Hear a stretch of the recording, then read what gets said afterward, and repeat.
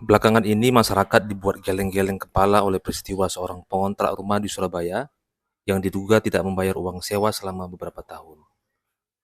Ketika pemilik rumah meminta agar rumah dikosongkan, bukannya meminta maaf atau menyelesaikan persoalan secara baik-baik, pengontrak tersebut justru mengamuk dan bahkan meminta uang ganti rugi kepada pemilik rumah.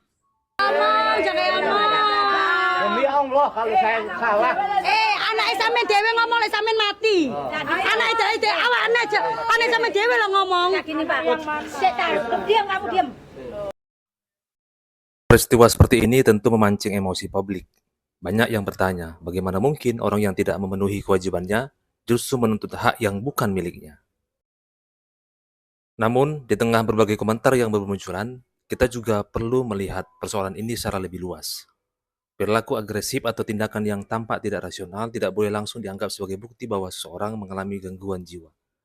Penyebab suatu tindakan bisa sangat beragam, mulai dari konflik pribadi, tekanan ekonomi, kepribadian, hingga faktor lain yang hanya dapat dinilai melalui proses hukum dan pemeriksaan oleh tenaga profesional.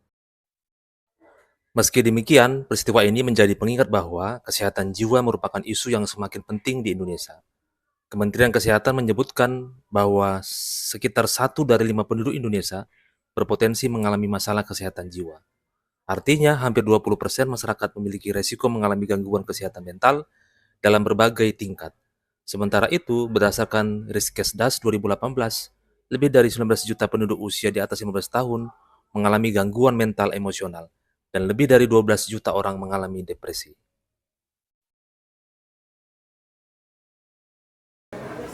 Itu loh Bu, ya. Kan gini Pak, kalau seandainya dijual ini kan pasti kan kita kasih tahu Pak sebelumnya gitu loh Pak. Kenapa? Kalau dibeli sama Pak Bambang, Oh, kita kan juga yang di sini kan dikasih tahu Pak, kalau sudah jadi miliknya Pak Bambang, nggak ada omongan apa-apa Pak. urusan apa? Tiba-tiba Pak Bambang ke sini mau ngambil tanah kan kita ya juga kan bingung Pak. Bukan begini loh ya toh. Kan nggak ada urusan.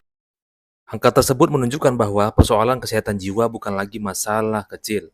Di balik tekanan ekonomi, konflik keluarga, beban pekerjaan, utang, hingga persoalan sosial yang semakin kompleks, semakin banyak masyarakat yang membutuhkan dukungan kesehatan mental.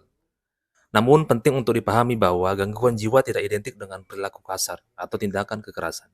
Sebaliknya, banyak penyandang gangguan jiwa justru hidup damai dan lebih sering menjadi korban stigma daripada pelaku tindakan agresif. Karena itu, mengaitkan suatu kasus langsung dengan gangguan jiwa tanpa bukti medis dapat memperkuat stigma yang tidak tepat. Johan akan bongkar ini rumah depan. Monggo. Jadi aksesnya Bapak keluar gampang. Ya monggo. Asal saya kasih 5 juta per orang asal minggu depan keluar. Ini Pak. Secara logika mikir ya, mikir. Dari kos-kosan, kontrakan gampang dah. Wes ngene Bu, Bu. Wes ngene. Hei, wes ya toh. Pakai jangka waktu. Bisa mangan, akhirnya uang jadi pangan.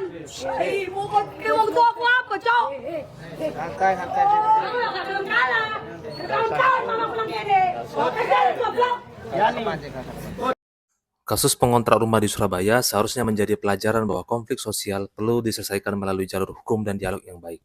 Di sisi lain, masyarakat juga perlu meningkatkan kepedulian terhadap kesehatan mental, karena tekanan hidup yang tidak ditangani dapat berdampak buruk pada individu, keluarga, maupun lingkungan. Indonesia membutuhkan lebih banyak edukasi, akses layanan kesehatan jiwa yang mudah dijangkau, serta budaya saling peduli terhadap kondisi psikologis sesama.